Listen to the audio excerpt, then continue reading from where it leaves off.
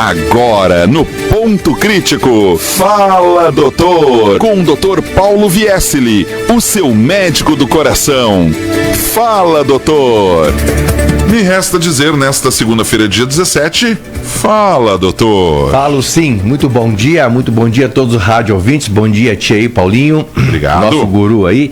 Muito bom dia a você que está em casa, preparando a casa, arrumando as coisas aí, ajeitando as crianças, cuidando do marido, etc e tal, ou cuidando até das esposas, né? Muito bom dia aí, rádio ouvintes do nosso Ponto Crítico, muito bom dia aí do Fala Doutor, comigo o doutor Paulo Viesili. Pessoal, estamos ao vivo e a cores nas mídias sociais, digitais aí, tá? Instagram, Facebook pessoal Dr. Paulo Viesili, da Rádio Cruz Alta também do Paulinho Barcelos. Nós estamos aí ao vivo e a cores para vocês aí, para nós trazer um pouquinho aí de algumas dicas de saúde, algumas coisas aí. E eu fico bem feliz porque... continuo feliz, modo de dizer assim, né? Porque eu tenho encontrado bastante pessoas na rua, nos supermercados, quando eu vou, etc e tal, no próprio consultório, ou ali na esquina, aqui, acolá, e as pessoas sempre me param dizendo, eu escuto falar doutor, gosto muito. Então, eu fico tranquilo porque nosso objetivo está sendo alcançado, que é levar mais um pouco de informações para vocês, informações sobre saúde, né? Não só informações, mas como informações sérias, né? Nesse mundo virtual que tá aí, que tem muita notícia falsa, muita tal fake news, né? Que nada mais é do que notícias falsas, né? É um ponto de referência. A Rádio Cruz Alta é um ponto de referência. O Ponto Crítico é sim um ponto de referência. O Paulinho Barcelos é um ponto de referência. E modéstia à parte, eu também sou um ponto de referência. Então, são coisas sérias, levando coisas sérias, mas simples, muito simples, para você aí em casa, para mudar os hábitos de vida, trazer mais qualidade de vida, para trazer mais aí saúde para você, para sua família, para os seus amigos, até para os vizinhos, tá? Então, muito bom dia a todos vocês. Lembrando sempre, né, que o Fala Doutor está no ar aqui ao vivo, num oferecimento de Instituto Cruz Altense de Cardiologia, ICA, ou ICCA. Há 25 anos cuidando do seu coração. Você sabia que lá tem teste de esforço? Sim, teste ergométrico. Holter de arritmia? Exatamente. E o MAPA, ou mapa da pressão? É monitoramento ambulatorial da pressão arterial. MAPA. Monitoramento ambulatorial da pressão arterial. Esse é massa. 3322-6463. O WhatsApp para contato é 98458-6023. Inclusive, Paulinho, o Instituto de Cardiologia é o único serviço da região que tem analisador de arritmia. E modéstia à parte, eu como cardiologista sou o único da região que faz a análise. Os outros serviços aí, eles têm o aparelho, mas eles mandam para fora. Eles mandam para São Paulo ou para outros lugares para ser analisado. E nós temos analisador e analistas na terra. Depois do jogo de ontem, eu acho que a minha arritmia não tá legal hoje. Bombeou muito no segundo tempo, achando que dava, daí não deu. Não deu, né? Eu sinto muito pros gremistas, parabéns aos colorados, embora eu não seja torcedor aí, mas para quem gosta, para quem ama, né? E para quem vive o futebol, então parabéns aos colorados, né? E parabéns aí aos gremistas que ficaram em segundo lugar, né, gente? Vamos lá. Já é alguma coisa. Vice-campeão. Já é alguma coisa. Vice-campeão não é um consolo, é um resultado. É vice, né? Podia não ser. Podia ser o terceiro, o quarto, o quinto, o sexto lugar. Verdade. Mas é o vice, né? Doutor, sabe que ontem eu tive uma conversa séria entre o Paulinho adulto e o Paulinho juvenil, né? Porque ele vai dominando, né? E quem é que ganhou essa conversa? Ontem foi o adulto, Ontem foi o adulto, você não conseguia dormir, né? Indignado, né? Pra quem tá se incomodando com o futebol, pra quem vai discutir, as pessoas mandando um WhatsApp reclamando, zoando e tal, e daí o adolescente entra na hora ali, já quer criar briga e tal, e coisa, né? Que são amigos, daí é mais fácil, né, de falar bobagem. Mas daí o adulto diz assim, tuas contas é tu que paga, vai dormir que amanhã tu tem que trabalhar. É isso aí, né, muito bem, né. Então tá, parabéns aos colorados gremistas aí, e mais ainda, tá? Parabéns ao povo gaúcho que, mediante aí um campeonato, aí um Grenal decisivo, as coisas ocorrer de uma maneira elegante, sem incidentes maiores, sem problemas maiores, de uma maneira muito civilizada. Parabéns aí, eu acho que esse é o melhor aí dos resultados entre Inter campeão e Grêmio vice. Eu acho que o melhor dos resultados foi a maneira civilizada como as pessoas participam desse evento festivo que é o futebol. Diferente de outras torcidas ali na frente, né, ali em cima, ali São Paulo, que é risco de vida, né, que é risco de vida, enfim. Pessoal, vamos lá, nós estamos aí dentro desse mês aí, mês de março, aí o mês da saúde da mulher. É importante que você traga esse tema, esse assunto. Nós discutimos na semana passada que as mulheres vivem mais, de 10 a 15 anos que os homens, porque se cuidam mais, né? E as mulheres, depois da menopausa, elas têm o mesmo risco que o homem, os mesmos riscos cardiovasculares que os homens, desde que não se cuidem, né? Então é importante aí que a mulher reveja aí alguns hábitos negativos, alguns vícios, né? E eu era para ter trazido esse tema semana passada, mas nós não tivemos tempo. E é bem da verdade, nós temos a liberdade aqui, né? Quando tem que espichar um assunto, a gente espicha. Quando a gente tiver que encolher, a gente encolhe.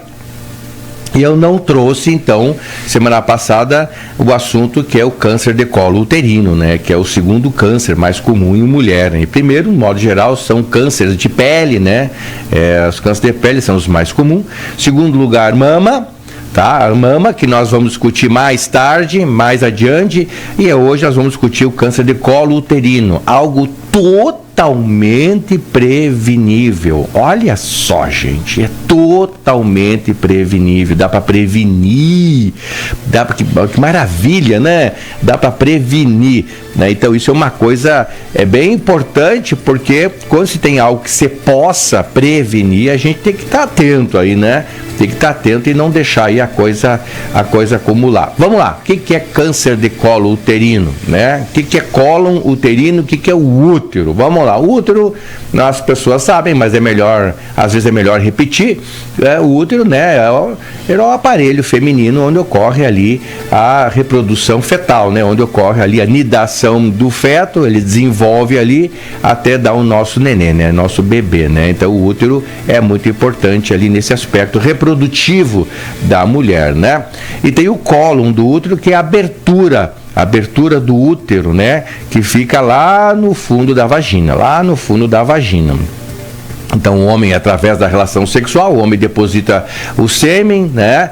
O sêmen, ele entra através do colo uterino, percorre o útero, vai até as trompas, buscando lá o óvulo para fazer a anidação para fazer ali a fecundação do óvulo. O óvulo fecundado, ele nida, gruda e ali se desenvolve o nosso bebê, tá? Então o cólon do útero é no fundo da vagina e ele pode ser exposto a vírus, infecções, a traumas, né? E ele pode criar feridinhas. E essas feridinhas, numa dessas feridinhas, essa feridinha pode se modificar, né? Ela pode criar ali uma alteração genética, uma mutação genética, e essa mutação genética pode transformar aí em câncer de colo uterino, e esse câncer de colo uterino pode extrapolar, ele pode pegar o útero inteiro e mais os anexos, mais os tecidos que estão em volta do colo uterino, pode pegar a vagina, etc e tal, e aí pode complicar a vida da mulher, né? E pode complicar. A mulher que tem câncer de colo uterino avançado, obviamente que a sobrevida é bem menor, tem toda uma complicação ali.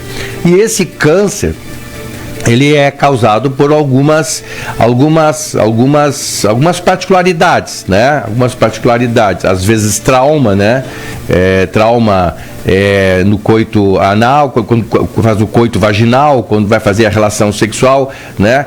O pênis pode ser muito grande, pode machucar, ali vai machucando, mas a principal causa é a infecção pelo vírus papilomavírus, tá? A principal causa é a infecção pelo papilomavírus. Tá, então quer dizer que pode ter, às vezes, pela questão da relação sexual, pode, de ter um machucado na relação também. Sucessivas. Não só uma vez, mas. Exatamente, várias vezes, né? Que vai traumatizando, vai machucando. Mas a principal causa é infecção pelo papilomavírus. É a principal causa. Infecção do papilomavírus, que ele cria ali, então, umas infecçõezinhas ali, e essa infecção pode alterar as células ali de uma maneira genética, a gente chama de mutagênico, né? Pode criar uma mutação ali, e ali, então, transformar em câncer de colo uterino, né? Então, isso é algo que 90% dos cânceres de colo uterino é dado pela infecção do papilomavírus. 90%. Tem como prevenir esse vírus aí? Aí que porque, tá. Né, se a relação é um percentual menor, muito baixo, menos expressivo, e é expressivo por esse vírus, é óbvio que tem que ter alguma forma de prevenir. Tem sim. Isso é a vacina, tá? A vacina do HPV, tá? Que é o vírus papilomavírus, tá? É o vírus papiloma. Então, é a vacina do HPV. A vacina do HPV, ela já é uma política de saúde pública da vacina do HPV. Ela existe já há muito tempo, tá? Tem bastante tempo, não é de hoje, bastante tempo. E o vírus e essa vacina a gente tem aí à disposição no SUS. Mas antes de eu falar na vacina, Paulinho, a gente vai falar de algo sobre os exames preventivos que a mulher tem que fazer periodicamente, tá? Que é o teste preventivo do Papa Nicolau. Tá? Que justamente que esse teste ele avalia quão saudável está o colo uterino ou quão comprometido, está saudável ou comprometido. É um teste muito simples, é um teste direto que é feito nas estratégias de saúde da família, ou então aqui em Cruz Alta no Centro Materno Infantil com as mulheres, né? As enfermeiras e os médicos podem fazer. É um teste muito simples, né? E ele detecta células do colo uterino, e a análise dessas células do colo uterino vão dizer se eles estão íntegros, saudáveis, se não estão íntegros e qual é o tipo de anomalia celular que tem ali no colo uterino. É muito simples esse teste e as mulheres têm que fazer aí periodicamente esse teste do Papa Nicolau. Geralmente mulheres acima de 24, 25 anos, até a idade aí de 64, 65 anos, fazer esse teste, né? Conforme for, se a mulher nunca teve a exposição, o seu útero está íntegro, então ela pode fazer esse teste a cada 3 anos. Agora, se já houve uma certa exposição do vírus, e dependendo da celularidade, a mulher ela tem que fazer esse teste a cada 6 meses. Mas quem define se é 6 meses, quem define se é a cada 1 ano ou 3 anos, é o próprio ginecologista que vai analisar os resultados do teste e a partir daí, então, ele vai fazer aí as indicações, né? E é importante. Então, você aí que está em casa, a senhora aí que está em casa, você que tem vida sexualmente ativa, né? Você que é mulher, tem vida sexualmente ativa a partir dos 24 anos, tem que fazer o teste do Papa Nicolau, viu? As primeiras vezes tem que fazer pelo menos 2, 3 vezes por ano para ver bem. E a partir daí, se tem celularidade normal ou muito próximo do normal, a cada 3 anos. Se a coisa estiver um pouco mais comprometida anual, e muito comprometida semestral, para ver o grau aí de infiltração ou o grau aí de alterações na celularidade do colo uterino. Então, o teste do Papa Nicolau é um teste também de saúde pública, está à disposição nas ESFs, tá certo? É gratuito, não dói nada, não expõe nada. Claro que é um teste íntimo, tem que colher as células lá do colo uterino, mas tem toda uma técnica especial para fazer isso. Ele é muito simples, rapidíssimo, tá? E bastante fidedigno. Então não tem por que você não fazer. A senhora que está em casa, e quanto tempo faz que a senhora não faz o seu teste Papa Nicolau? Quanto tempo? Você aí que é moça, você aí que tem vida sexualmente ativa, com ou sem filho, faz quanto tempo que você não faz? Tem que fazer. Doutor Paulo, qual é a idade inicial para fazer o teste? Eu sei que o senhor já falou, mas eu acho importante... A partir dos 24 anos. 24 anos. A partir dos 24 anos, tá? Por quê? Porque a partir dos 24 anos e por que não antes, né? Porque o câncer de colo uterino, ele é muito lento. E ele, além de ser muito lento, ele é muito raro em mulheres abaixo de 25 anos. É muito raro, tá? Então, por isso que não se faz antes. Não há necessidade de se fazer antes, tá? E não se faz necessário. Mas a partir dos 24 anos, aí a coisa já muda um pouco de detalhe. E por que também não se faz depois dos 65 anos? Depois, justamente porque o câncer do colo uterino, ele é muito lento o seu desenvolvimento. Quer dizer que se uma mulher, porventura, pegar aos 70 anos um câncer de colo uterino, ela não vai morrer do câncer de colo uterino de jeito maneira. Vai morrer de outras coisas, mas não do câncer de colo uterino, tá, gente? Então, por isso que se faz dentro desse período, 24 mais ou menos, até 65 mais ou menos, tá? Dependendo da mulher, tem que fazer a cada 6 meses, dependendo da mulher, uma vez por ano, e dependendo da mulher, a cada 3 anos, né? Eu acho que é complicado a cada 3 anos, porque a gente esquece das coisas, né? Então a gente não sabe quando fez, o que não fez. Para isso, tem a carteira de vacinação. Para isso tem a carteira não só de vacinação, mas no caso do câncer do Papa Nicolau, a mulher tem a carteira da mulher, onde ali anota todas as questões dela ali. Então, nas ESFs tem registro, tá? Tem a ficha nas ESFs, a mulher tem a carteirinha também do teste, que fez o teste, tem o resultado, ela tem que guardar. Então ela tem que estar controladinha aí, que é algo ali que nós precisamos aí prevenir, tá? Então o teste do Papa Nicolau, ele vai nos dar como que tá a situação do colo uterino, qual é a situação, como que tá essa situação. E aí então, agora entrando na questão que o Paulinho me perguntou, para prevenir o câncer do colo uterino, aí sim, aí a gente faz ali a vacina do HPV. A vacina do HPV, ela previne o câncer do colo uterino, é o melhor preventivo do colo uterino, porque com a vacina do HPV, a pessoa, se pegar o vírus HPV, se pegar o papilomavírus, a pessoa já está vacinada, então vai ser bem menor a influência do vírus lá no colo uterino. Lembrando que o HPV é uma doença sexualmente transmissível, ele pode atingir ânus, pode atingir a vagina, né? No caso o colo do útero, pode atingir também a garganta, tá? Dependendo aí da opção sexual das pessoas, tá? Pode pegar a garganta, pode pegar ânus, pode pegar a vagina e também o pênis, tá? Também o pênis, obviamente, pode ter aí o herpes aí, tá? Que é o Epstein-Barr, tá? Que é o papilomavírus. Então aí a gente precisa deixar isso bem definido, que a vacina previne, e bastante, não só a infecção, mas também o câncer do colo uterino, tá?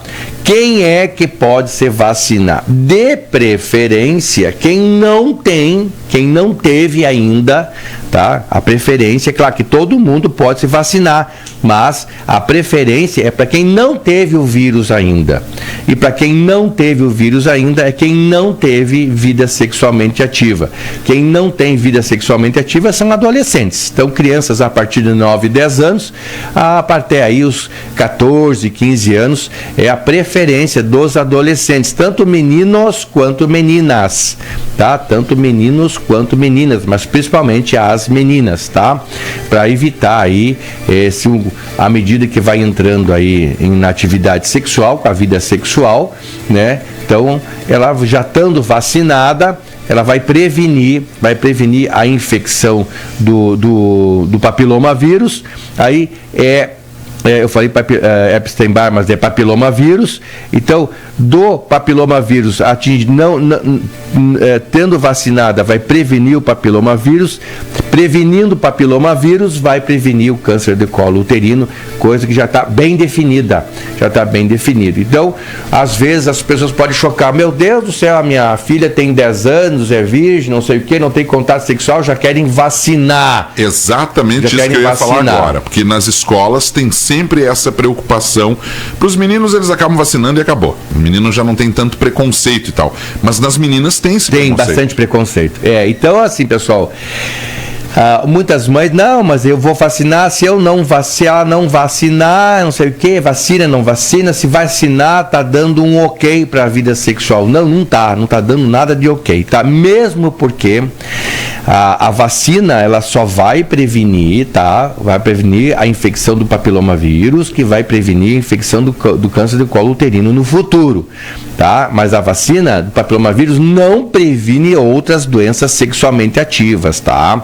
E a vacina também, ela não é exclusivamente educação sexual. Não, a vacina é só um preventivo. Educação sexual é diferente. É onde as crianças têm que começar a iniciar a ter conhecimento sobre a relação sexual, sobre a atividade da relação sexual, para os pais não serem pegos de surpresa.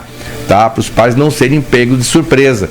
Então aí, um dos motivos da gravidez na adolescência é justamente por uma dificuldade de educação sexual, tá? Entre a gurizada aí, fazem as coisas escondidas, as coisas aí embaixo dos panos aí, longe dos pais, justamente por medo, por pavor, porque em casa não tem abertura, não tem diálogo e não tem também uma educação sexual que a gente tem que ter.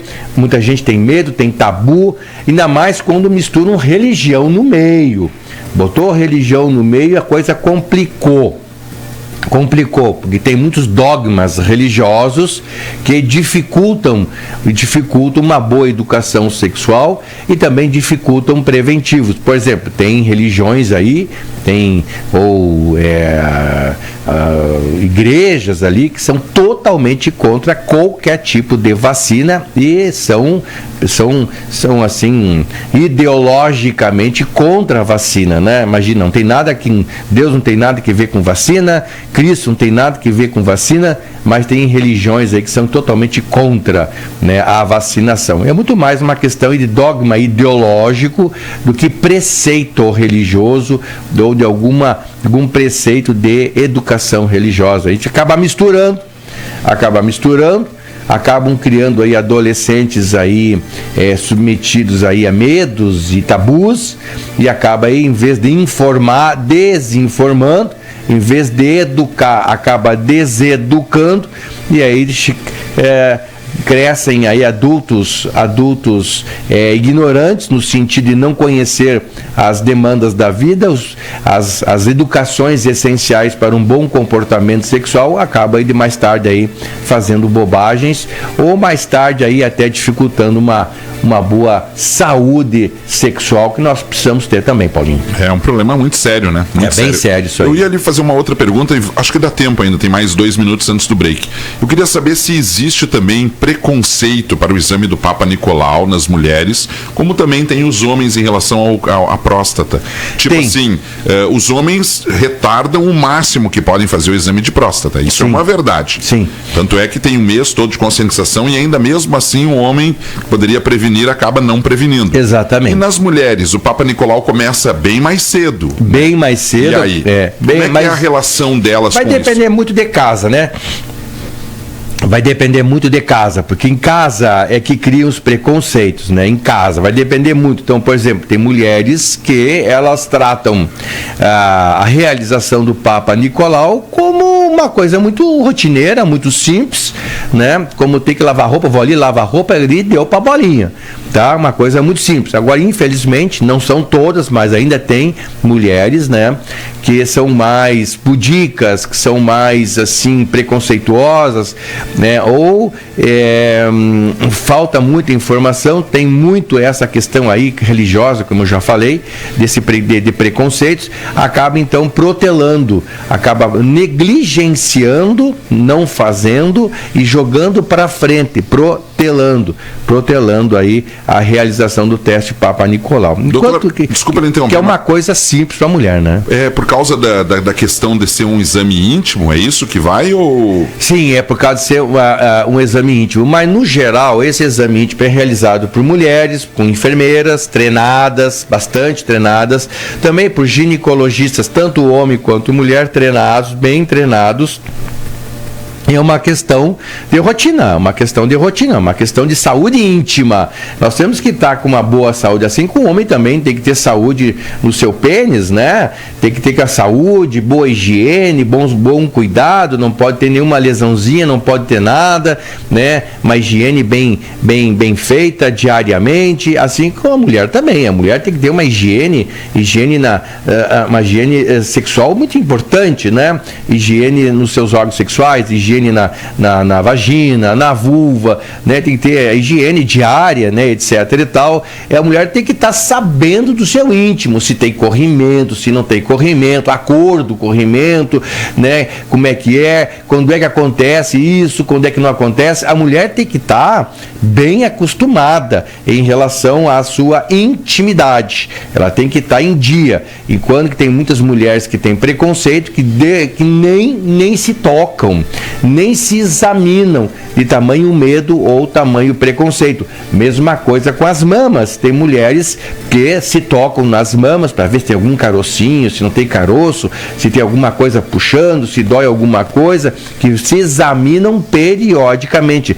Tem mulheres que não tocam no seio, quiçá nem no banho não tocam no seio de vergonha, de preconceito, de mistura de conteúdos culturais, mistura de conteúdos religiosos, mistura um monte de coisa na cabeça, acaba aí não se conhecendo, não sabe o que tem. Muitas vezes tem alguma coisa, acha que é normal e não é. Eu acho que deu 2 minutos, né, Paulinho? Não sei se eu extravasei. Não, ainda tem mais 20 segundos. 20 segundos. Então, sim, existe, respondendo mais praticamente ao Paulinho, tem muito preconceito, sim. Tem muito preconceito e é importante que as mulheres percam esse preconceito. Para isso tem as estratégias de saúde da família, que tem as enfermeiras, que tem enfermeiros bem treinados, que tem os agentes comunitários de saúde que são bem treinados, tem médicos e médicas, tem os médicos da estratégia de saúde da família. Gente, não falta assistência, porque nós temos a estratégia de saúde da família, tem os médicos, tem as enfermeiros, tem aí os agentes comunitários, tem os técnicos de enfermagem, tem as vacinas, tem os exames, tudo à disposição da população, Paulinho. Pois é, doutor Paulo, mas a gente não tem ainda uma forma de lidar tranquila com a sexualidade. Isso não tem. Nós temos um tabu imenso, e é homens e mulheres. Isso sim. E é algo que existe na composição da vida do ser humano, e ele acha sempre que quando vai na escola, uma palestra, alguma coisa direcionada para esse assunto, bem, os jovens começam a dar risada, brincadeiras, né? Ficam quase que constrangidos com o assunto. E os adultos, então, pior ainda, porque nem tocam no assunto, né? Tanto é isso, é verdade, Paulinho, que o ano passado... Não, o senhor vai falar depois no intervalo sobre isso. Então tá, o ano no intervalo, nós já voltamos, pessoal.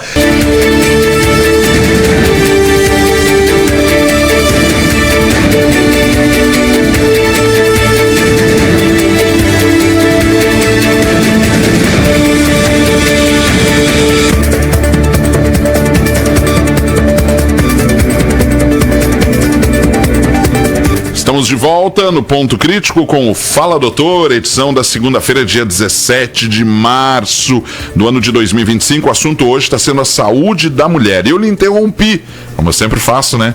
Para deixar o senhor falar sobre o que o senhor ia falar mesmo antes do intervalo. Nós estávamos comentando a questão de educação sexual, né? Que ela é muito complicada, né? A questão sexual, tanto em adolescentes como em adulto, né? É bastante complicado isso aí. Tanto que o ano passado eu dei uma palestra numa escola estadual aqui em Cruz Alta, e tinham alunos do primeiro, segundo e terceiro anos do segundo grau ali, né? E a gurizada estava lá dele fazer pergunta, etc e tal, e rolaram todos os tipos de perguntas, né? Inclusive até perguntas de sexo vaginal, sexo anal, sexo oral, etc e tal, e perguntas no sentido, não de sacanagem, mas perguntas de dúvidas, e as dúvidas foram respondidas de uma maneira muito adulta, muito tranquila, né? E para minha surpresa, depois eu fiquei sabendo aí que uma ou outra mãe foi reclamar na direção que eu estava ensinando a fazer sexo nas escolas, né? Então, por exemplo, um estudante contou alguma coisa em casa, não sei o que contou, a mãe não sei o que interpretou e foi reclamar que a escola estava fazendo apologia sexual, ou que eu estava ensinando a fazer sexo nas escolas. Pois bem, e se eu estivesse ensinando a fazer sexo nas escolas, isso é algum problema? Claro que não, desde que tenha um cunho científico, normal, tranquilo, sem pejorativos aí, né? E se essa senhora que ficou tão apavorada com isso, então imagina como é que não deve ser a educação dela para com a filha dela ou para com o filho dela. Ou seja, criando seres com preconceitos. O preconceito leva à desinformação, à deseducação, e depois leva a sérias consequências aí, né? Porque o tabu, né? É tabu. Porque, gente, de um jeito ou de outro, as crianças, os nossos adolescentes, a partir aí de 14, 16 anos, já estão se relacionando sexualmente. Tem até adolescentes com 13 anos, 12 anos. Então a gente tem que estar atento, tem que estar esperto, justamente para poder educar melhor. Para trazer para dentro de casa essa educação, para que não seja fora, né? Fora complementa, mas tem que ser principalmente dentro, de uma maneira muito tranquila, muito adulta. Os nossos adolescentes têm que saber, né? Que é algo prazeroso, mas tem que ter bastante consciência no que se está fazendo, que tem riscos tanto de saúde, infecções, também riscos aí de uma gravidez indesejável aí, né? Então tem que ter bastante conhecimento em relação a isso aí, certo, Paulinho? Doutor Paulo, e uma coisa muito importante, né? Que antes de tudo que o senhor falou e pontuou muito bem, é um profissional que está lá falando. Exatamente. Algo que entende e estudou para isso. Exatamente. Ponto. E segundo, que é algo natural. Querendo ou não você, naturalmente as coisas vão acontecer. Exatamente. Então, se for com informação, é melhor, porque a pessoa vai saber o que está fazendo. Ela tem acesso a uma informação. Você usou uma palavra que eu gosto muito, né? Natural. Né, trazer às pessoas uma natureza, né, uma naturalidade. Então, a relação sexual, quanto mais natural, quanto menos preconceituosa, quanto menos tabu, melhor para as pessoas se organizarem, né? Mesmo porque isso faz parte da vida. Se não faz parte agora, mas logo ali vai fazer parte, faz parte da vida, e tem que fazer parte da vida de uma maneira muito natural, tranquila.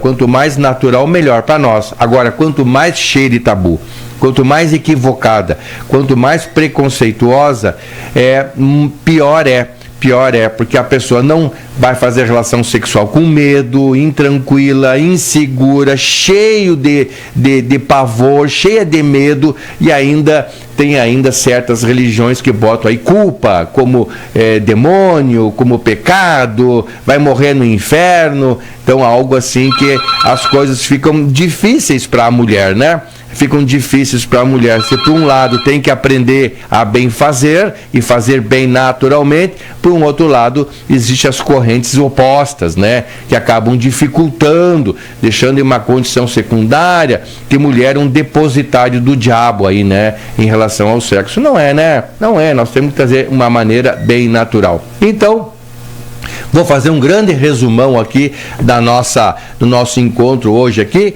que é um dos passos que nós estamos trazendo aí a saúde da mulher. Dentro da saúde da mulher, nós estamos trazendo aí a questão aí o segundo maior câncer, o terceiro maior câncer existente na mulher, que é o câncer de colo uterino, né? Que acomete lá o início do útero, tanto é que chama-se colo uterino, e que ele é produzido em 90% das vezes por um vírus, que é o papilomavírus, tá? E existe aí então exames para fazer aí a detecção precoce do câncer, que é o exame Papa Nicolau, que ele detecta precocemente, e para prevenir a existência desse câncer fazer a vacinação do HPV, iniciando aí na adolescência, já aí antes da idade aí da adolescência, aí pelos 9, 10 anos, e essa vacina está disponível nas estratégias de saúde da família justamente para os adolescentes, tanto meninos quanto meninas, tá? E é uma coisa altamente aí tranquila, resolutível, e eu fico muito tranquilo que é política pública. Certo, pessoal? Agora o Paulinho já está me dizendo aí que tem bastante gente aí querendo conversar comigo aí, com perguntas e comentários. Mensagens, vamos lá. Alguns elogios, alguns questionamentos, vamos lá.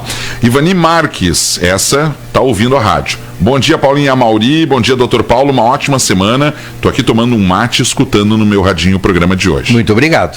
Marivane Falcão, essa aqui é com a Amauri. Depois eu passo para ele lá amanhã. A gente fala sobre a inauguração. Falar em Amauri, deixa eu te interromper agora. Eu que vou te interromper. A dona Terezinha, a sogra dele, acabou de ligar aqui para nós, dizendo que adora o programa. Bom dia, dona Tereza. Adoro o programa. Tá, Amauri, tem um concorrente para ti na tua casa aí, tá?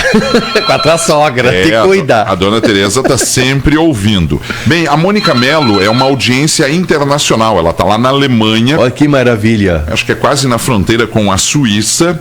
E diz assim, ó, acho que é isso, ou com a Áustria, uma coisa assim. Bom dia, é que eu não fui visitar ela ainda, então eu não sei dizer. Eu quero ir junto. Imagina, né? Seria maravilhoso. Eu quero ir junto. Bom dia a todos. Já estamos à espera do Fala Doutor. Bora para uma boa semana para todos. Que maravilha. E daí ela fala assim, ó, a minha filha está com 9 anos, Alemanha, tá? Já tomou a vacina há 2 semanas atrás. Aqui os pediatras dão uma informação bem explicada aos pais do procedimento das vacinas.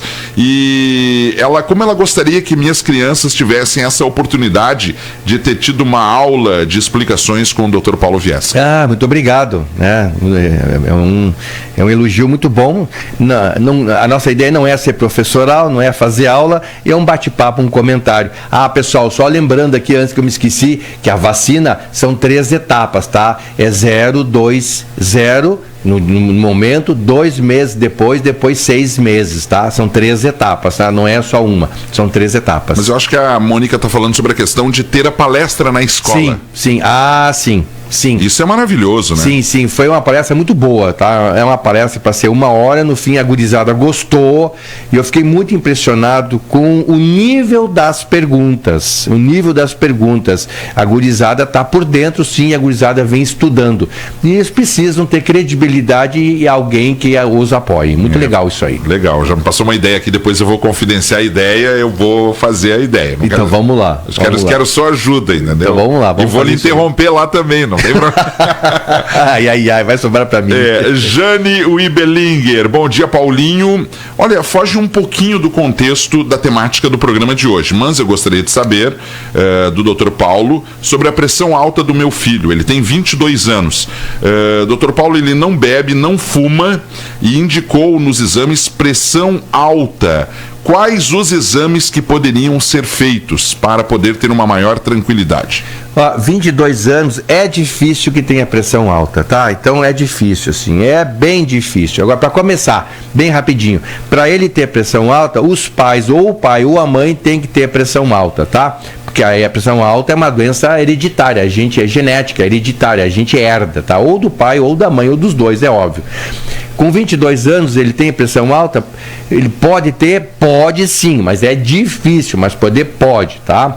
Como é que a gente inicia? A princípio, verifica várias vezes a pressão dele em repouso, sem estar chateado, sem estar irritado, sem estar nervoso, sem estar com dor, tá? Isso aí aumenta a pressão? Sim, tudo isso aí aumenta a pressão, tá? Então, assim, verifica a pressão dele umas 5, 6, 10 vezes. Verifica a pressão dele umas 10 vezes. E se tiver mais da metade desses valores acima de 12/8, então muito possivelmente tem pressão alta. Então, verifica a pressão dele em repouso, sem estar irritado, chateado, nervoso, ou sem estar com dor, certo? Sem estar com crise de ansiedade ou estressado. Verifique 10 vezes a pressão dele. Tanto faz de manhã quanto de tarde. Verificou 10 vezes. Se a metade desses valores estiver acima de 12/8, pegue esse papelzinho, leve lá no médico da ESF para ele avaliar. Existem vários exames, sim, que pode ser feito. Um deles é o MAPA, que é o monitoramento ambulatorial da pressão arterial. O MAPA, que é um aparelhinho que se coloca na cintura, um manguito no braço. A pessoa fica 24 horas com esse aparelho e ele lê 70 vezes a pressão durante as 24 horas. Aí a gente vê o comportamento da pressão. Por quê? Porque num determinado momento a gente pode estar com a pressão alta, mas não quer dizer que vai estar o tempo todo com a pressão alta, mesmo porque, pessoal, a nossa pressão oscila, ela oscila, não é que nem sintonia de rádio, não é que nem a nossa Rádio Cruz Alta, que tu bota na sintonia ela fica, não, ela oscila, nossa pressão oscila, claro que ela tem que oscilar dentro da normalidade, não dentro da anormalidade, por isso é importante que se verifique mais vezes. Então, uma vez confirmado no papel das 10 vezes, faz um monitoramento e o monitoramento vai dizer se a pessoa está hipertensa ou não. Lembrando que se num dado momento a pessoa vem num período estressante, naquele período ela pode estar hipertensa, mas não quer dizer que ainda tenha a doença, a pressão alta. Então, verificar mais vezes para ser, resumindo, verificar bem mais vezes, em torno de 10, vê ali e leva para o médico da SF ou seu médico de preferência. É, interessante, hein? Os gremistas hoje estão todos com a pressão alta. O gremista não pode ver a pressão. Hoje não, né? E nem Colorado, porque a alegria faz a pressão subir também. É mesmo? Claro, só que aí, porém, a pressão da alegria é a pressão alta da alegria, ela é benéfica, embora transitória, ela é benéfica, né? É algo, são os hormônios que nos deixam alegre que faz a pressão subir. Alegria. Maravilha. É uma maravilha. Vamos ter mais pressão alta da alegria. Exatamente. Agora, a pressão alta da tristeza, da raiva, do ódio, do tédio, da reclamação, do mau humor. Isso dura mais tempo, mas é muito mais deletério a raiva, o ódio, o rancor do que a própria pressão alta. É muito mais deletério sentir a emoção. Puxa vida. Coisa, né? Que coisa. Que coisa. E puxa, daqui sai um monte. É verdade. A Zenita Amaral, ela tá lá no Rio de Janeiro nos acompanhando e disse assim, gente, que médico maravilhoso. Obrigado. Estava com saudades para vir aqui. É muito corrido, às vezes eu acabo ouvindo, mas não dá tempo, né, de mandar mensagem. E às vezes também não dá tempo para assistir esse programa maravilhoso. Ela agradece. Muito obrigado, Rio de Janeiro, coisa bem boa. Zenita Amaral. Bem, a Carmen Menezes diz assim, ó. Doutora, minha filha tem que fazer vários exames do coração, como por exemplo o mapa Doppler e outros. Faz em qualquer lugar ou o Instituto do Coração tem esses exames? Então tá, vou puxar a brasa pro meu assado. O Instituto de Cardiologia de Cruz Alta, que é o Instituto Cruz Altense de Cardiologia, ele tem ecocardiograma, né, que é ultrassom do coração, que serve para fazer também o Doppler de carótidas, onde avalia riscos cardíacos, tanto o Doppler de carótida como o ultrassom do coração. Também ele tem o mapa da pressão, tem o eletrocardiograma, tem o teste de esforço, que avalia se as coronárias estão entupidas ou não. Esse é horrível, tu fica caminhando uma esteira lá. Não fala que é horrível, que não é horrível, tá? Tu que tem teus problemas com a esteira aí, tá? Aquela esteira fica subindo. É teste, né, Paulinho? É teste, né? Vai testar. Não é horrível, não. Ele é legal, ele é bacana. Tem que testar. É que o Paulinho fala que é horrível o desempenho dele. Não Nem sempre, né? Nem sempre. Você já viu testes. Tem o teste ergométrico e tem um outro teste chamado Holter, que analisa as arritmias do coração. Então, ele é eletrocardiograma, Holter de arritmia, mapa de pressão, o ultrassom do coração, que é o ecocardiograma, e o ultrassom Doppler de carótidas. E qual é aquele que o senhor fica assistindo o coração do cara lá e a gente fica escutando os barulhos assim, ó. Esse é o ecocardiograma, ou ultrassom do coração. Parece um mar, entendeu? É, né?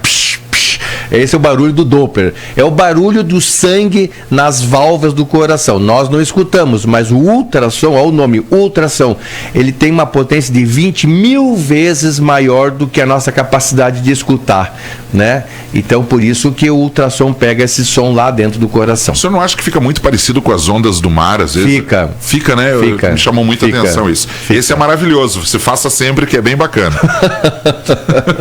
Bem, tem mais perguntas aqui. O seu Alberto, nosso ouvinte, ligou para cá, perguntando que o senhor esclarecesse um pouco a diferença entre o medicamento genérico e o medicamento de marca. Não sei se assim se fala. É o similar, né? Então nós temos o genérico, os similares, os de marca, né?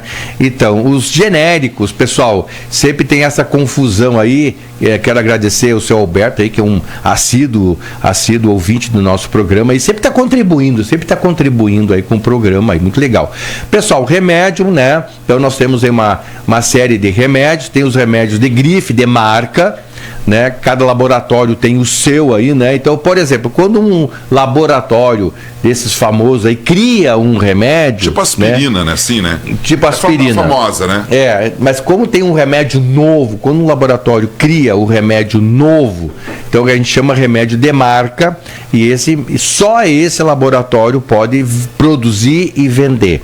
Que a patente é dele, a patente é do laboratório. Depois de 10 anos, a patente é quebrada, tá? Por uma lei, depois de 10 anos, a patente desse remédio ela é quebrada, ou seja, outros laboratórios podem também produzir esse remédio. Aí que vem o nome similar. Aí que vem o nome do remédio similar, ele é parecido. Aí vários laboratórios podem vender esse remédio com outros nomes, tá? Que são os similares. É o mesmo sal, porém com outros nomes. E tem o remédio genérico. O genérico que é vendido o sal, tá? O sal. Então, o genérico é vendido o sal. E nesse sal, vários laboratórios podem vender o sal. Então, o laboratório pode ser proprietário do remédio, e só ele que vende, tá? E que tem a patente. Depois que terminou a patente, outros laboratórios podem também vender esse remédio, aí chamado de similar, ou então o genérico, quando o sal é vendido, tá? No caso, o sal é vendido e aí outros laboratórios podem vender. No caso da aspirina, a aspirina é da Bayer, tá? É patenteado da Bayer. Como já passou os 15 anos. Já passou 10, 15 anos, houve aí a quebra da patente, então o genérico é ácido acetil salicílico, ou AS, ácido acetil salicílico, AS. E outros laboratórios fazem, só para dar um exemplo, Sobalgin, tá? É uma outra marca que também é o sal ácido acetil salicílico. E os laboratórios, eles vão inventando maneiras de absorção, vão diferenciando esse remédio aí. Tá, mas aí eu queria fazer uma pergunta bem importante que eu acho que todo mundo em casa agora deve ter pensado. Eles são a mesma coisa no conceito medicamento e não sobre a marca? Eu vou dizer duas coisas. A primeira coisa é assim, é muito comprometedor e antiético um médico dizer, não, tal marca não funciona, tal marca não é boa. Um médico não tem essa propriedade de dizer isso, porque tem que analisar profissionalmente para ver se funciona ou não. Então, o que eu oriento assim, a Anvisa liberou, está liberado. A nossa agência de vigilância sanitária, ela é poderosa, ela é muito ética, ela é muito forte. E rígida. Né? E rígida. E rígida, claro, é a nossa saúde, a saúde do povo brasileiro que está ali. Embora alguns políticos queiram acabar com a Anvisa para que outros mercados farmacológicos da farmácia estrangeira venham aqui tomar conta do Brasil, tem essa pressão também, mas a Anvisa é muito séria. Então, se a Anvisa liberou, liberado tá. Agora, o que a gente nota no consultório é que tem pacientes que reclamam sim que tal laboratório o remédio não funciona, tal laboratório o remédio é muito fraco, que é diferente, que as pessoas reclamam sim. Agora, uma pessoa reclamar e dizer que o laboratório não funciona, aí já é muito forte, né? Muito pesado, né? Muito pesado. Então, existem 3 tipos. Existem os remédios de marca, os similares e os genéricos. Qual é a diferença entre eles? A diferença é que os remédios de marca, o laboratório tem a patente. Foi lá e registraram. Vai lá e registraram. Ó, tem lá laranja, sal e limão. Tá, vamos pegar essa patente. Laranja, sal e limão. Eles registraram isso aí. Ele registrou, isso é dele. Passou aí, 15 anos. Abre-se a patente, aí outros laboratórios podem fazer. Aí é chamado similar. Vão botar a mesma laranja, o mesmo sal e o mesmo limão. Com outro nome. Com outro nome, mas tem a mesma coisa. A mesma coisa. E o genérico? O genérico é o sal propriamente dito. É o sal propriamente dito, tá? É o remédio propriamente dito. É o nome do remédio, do sal. Quando eu digo sal, é o nome. Por exemplo. Então ele não tem muita diferença entre o similar, então? Não tem. A bem da verdade, não tem diferença do ponto de vista pragmático remédio, não tem diferença nenhuma. Então, a diferença é burocrática. É isso que eu quero dizer. Na minha fórmula aqui, na minha farmácia, não acreditem em uma farmácia fictícia, tem 1 grama de sal, 10 gramas de laranja e 10 gramas de limão. Vai ter a mesma coisa em todos. Vai ter a mesma coisa em todos. Então. Agora, se tu descobriu e tu patenteou, só tu pode fazer isso com a tua marca. Entendi. Tá? Passou 10, 15 anos, abre-se a patente, aí outros laboratórios podem fazer com outro nome. Ou então outros laboratórios fazem com o sal, só o sal. Sal é o remédio propriamente dito, aí é aí chamado genérico. Porque muita gente fala aquela história que às vezes tem diferença em miligramas. Um tem mais concentração, outro tem menos. Mas não, assim... tem 5, 10, 15, 20 ou 5, 50, 150, enfim, cada remédio tem a sua dose, tá? Vou falar um nome bem aqui, né? Todo mundo tem muitas pessoas que usam um remédio que foi inclusive inventado por brasileiro, mas patenteado pelo americano, que são os inibidores da enzima de conversão da angiotensina. Olha que nome horroroso. E todo mundo conhece, é o captopril ou enalapril, tá? Então o genérico, o sal, tá? É enalapril. O sal é enalapril ou captopril. Tem vários nomes com pril. Então vamos pegar o enalapril, que é o mais usado e o melhor remédio para pressão. É o enalapril, esse é o sal. Então, quem inventou esse remédio, na primeira vez, só podia usar o nome dele, tá? O nome do laboratório. Só ela podia fabricar e vender. Passou 10, 15 anos, quebrou-se a patente, outros laboratórios usam o sal enalapril para fazer o remédio, mas com outros nomes. Passado um tempo, com a lei dos genéricos no Brasil, graças a Deus, que facilitou a medicação para as pessoas, aí vem então os genéricos, tá? Os genéricos, que é o nome do sal mesmo, enalapril, tá? Enalapril, então você bota ali... Para ser mais certo é maleato de enalapril. Exatamente. Né? Obrigado, Paulinho. Maleato de enalapril. Estou estudando aqui, ó. Estou estudando. É isso mesmo. Então, maleato de enalapril. Aí o que acontece? Quando o pessoal vai na farmácia comprar o genérico, então ele diz assim: me dá aí o genérico maleato do enalapril do laboratório mais barato. Ok. Mais barato, tá? E de fato tem, porque os laboratórios têm as suas políticas de venda, né? Desconto daqui, desconto dali, etc, etc, etc. É o que dá aí, faz com que tal remédio seja mais barato numa farmácia e mais caro na outra. Muito bem explicado. Legal, parabéns. Né? É muito legal. Mas muito tem bom. Mais questões aqui. A Carmen disse que ela tem que fazer todos esses exames. Porque ela é cardíaca, então... Depende. Né? Então ela vai lá no Instituto de Cardiologia, vai lá conversar direitinho, porque às vezes a pessoa acha que tem que fazer todos os exames e não é, tá? Não é bem assim. Gente, exame, dona Carmen, muito obrigado pela sua participação, nós estamos à disposição. Só que assim, gente, pelo amor de Deus, né? Exame não é igual à saúde. Exame retrata como está a nossa saúde. O que vai dar a nossa saúde são as nossas atitudes para com a nossa saúde. Falou e disse. Bem, a Rosane Pereira tem 2 questões. Eu acho que são questões para mais tempo, tá? Mas eu vou fazer assim, tu diz assim, jogamos então para outro programa. Vamos ver. Gostaria de saber se zumbido no ouvido parece que tem grilos na cabeça, é um sinal de veia entupida. Não, zumbido no ouvido pode ser 2 coisas. Primeiro, acúmulo de cera, ou então envelhecimento do nosso ouvido, tá? Ou acúmulo de cera, se a senhora tá bem aí com a sua higiene, claro, não vai usar cotonete, né?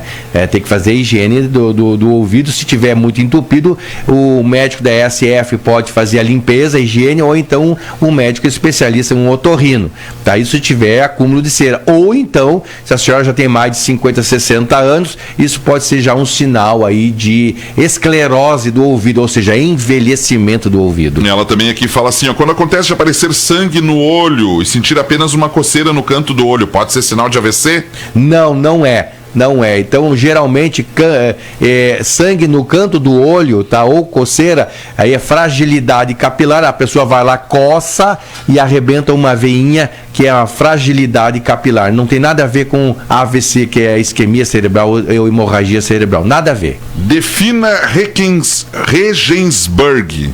Regensburg é a cidade fronteira da Suíça que faz perto da lá onde a Mônica Mello mora. Ah, muito bem. Tá? E a outra é Chai-Chai, eu acho, que é na Suíça. Uma é na Suíça, que é Regensburg. E Chai-Chai é na Áustria, que são cidades de... E qual delas que tu vai, Paulinho? Qualquer uma, desde que eu esteja lá. Eu quero ir junto. Um abraço, doutor. Terminamos. Pessoal, muito obrigado por hoje. Então, mulherada, vamos se cuidar. Nós vamos seguindo aí, março aí, com a saúde da mulher, que é bem importante para deixar as nossas mulheres aí bem agigantadas com a sua saúde e também auxiliando os homens a se cuidar mais. Muito obrigado por hoje, pela oportunidade de fazer um pouquinho parte da sua vida. Eu fico muito feliz em ser útil, gosto de ser útil e na minha especialidade é a saúde. Até a semana que vem. Boa paz, boa saúde para todos vocês. Fui. Tchau. Tchau, pessoal. Você ouviu no Ponto Crítico. Fala, doutor, com o seu médico do coração, Dr. Paulo Viesili. Voltamos na próxima segunda. Olha, se eu errei as cidades da Suíça, a tradução da Áustria, eu não tô acostumado a falar esses nomes assim complicados. Mas deve ser